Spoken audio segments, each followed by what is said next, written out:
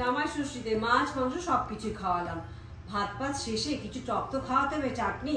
তো সেরকমই একটি কিন্তু রেসিপি বানাতে যাচ্ছি কাঁচা আম দিয়ে।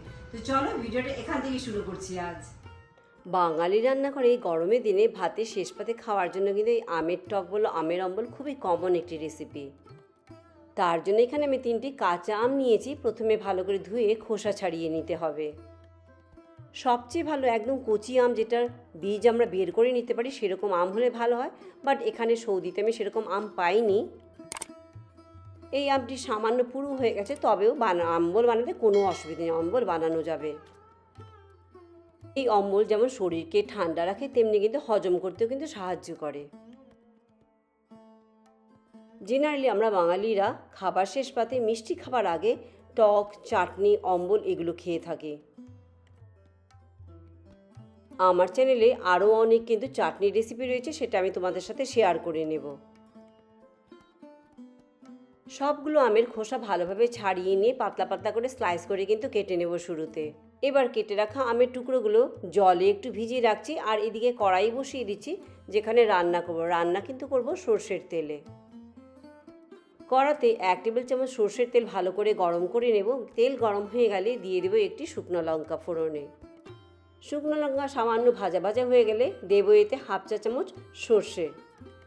10 থেকে 15 সেকেন্ড যখন সর্ষে চুটপুটিয়ে উঠবে, তখন আমরা যে কেটে রেখেছিলাম জল থেকে ছেপে তুলে সেই টুকরো করা আমগুলো দিয়ে দিতে হবে।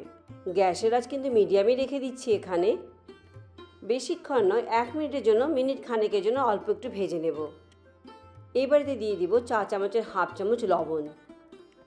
তোমরা আমার ভিডিওটি ফেসবুক পেজ থেকে দেখে থাকলে পেজটি লাইক করে চ্যানেলটি সাবস্ক্রাইব করে দেওয়ার কিন্তু অনুরোধ রইল। লবণ দিয়েও আবার মিনিট খানেক একটু ভেজে নেব। এবারেতে দিয়ে দিচ্ছি বড় গ্লাসের 1.5 গ্লাস জল। জল কিন্তু অনেকটাই লাগবে এখানে। দিচ্ছি খুব সামান্যই হলুদ গুঁড়ো। একটু মিশিয়ে নিয়ে দিয়ে দেবো এবারেতে চিনি। আমি এখানে দিচ্ছি 6 টেবিল চামচ চিনি। চিনির পরিমাণ ডিপেন্ড করছে আম কতটা টক তার উপর কিন্তু। বেশিও দিতে হতে পারে, আবার কমও দিতে হতে পারে, তাই তোমরা কিন্তু নিজেরা চেক করে নেবে চিনির পরিমাণটি। এবার ভালোভাবে ফুটে উঠবার জন্য অপেক্ষা। দেখতে হবে আম ভালোভাবে সেদ্ধ হয়ে যাবে, কিন্তু টুকরোগুলো যেন গোটা থাকে, ভেঙে না যায়। খুবই সহজ, খুবই কম সময়ে কিন্তু এই আমের অম্বল বানানো যায়, খুব একটা টাইম লাগে না কিন্তু। এখানে আম ভালোভাবে সেদ্ধ হয়ে গেছে। এবার আমরা গ্যাস বন্ধ করে দিচ্ছি।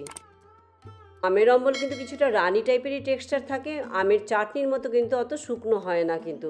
তাই এই কনসিস্টেন্সিতেই কিন্তু আমরা আমের অম্বল নামিয়ে নেব। তবে যখন ঠান্ডা হয়ে যাবে তখন কিন্তু এতটা রানি থাকবে না, অনেকটা থিক হয়ে যায় কিন্তু। ব্যাস, তৈরি হয়ে গেল আমাদের কাঁচা আমের অম্বল। ফ্রিজে রাখবো কি নিজেই শেষ করে দিচ্ছি প্রায়। দারুণ লাগে কিন্তু এই কাঁচা আমের অম্বল খেতে। তো ভিডিওটা আমি এখানেই শেষ করছি। ভালো লাগে লাইক, শেয়ার, সাবস্ক্রাইব করতে একদম ভুলো না। পরে আবার অন্য কোনো ভিডিও নিয়ে তোমাদের কাছে চলে আসবো। সবাই ভালো থেকো, চলো বাই বাই।